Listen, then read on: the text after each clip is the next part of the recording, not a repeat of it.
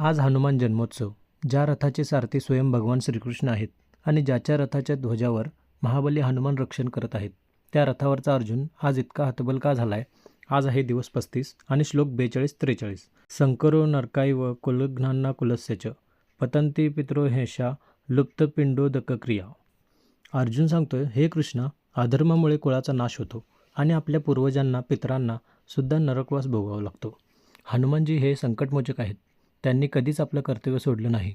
अर्जुन मात्र आज मोहामुळे आपलं कर्तव्य सोडायला बघतोय. लक्षात ठेवा, जेव्हा आपण आपल्या कुळाचा आणि धर्माचा विचार करतो तेव्हा आपल्याला हनुमानांसारखी भक्ती आणि शक्ती दोन्ही लागतात. संकट आली की घाबरू नका, हनुमानांचे स्मरण करा आणि धर्माच्या वाटावर चालत राहा. आजच्या या पवित्र दिवशी हनुमानांसारखं बळ तुमच्या आयुष्यात येवो. तुम्हाला हा गीता प्रवास कसा वाटतोय कमेंटमध्ये नक्की सांगा. सर्व राम भक्तांना हनुमान जन्मोत्सवाच्या हार्दिक शुभेच्छा. दररोजच्या अशाच ऊर्जेसाठी आत्ताच मराठी गीताला फॉलो करा. जय बजरंगबली, जय श्रीकृष्ण.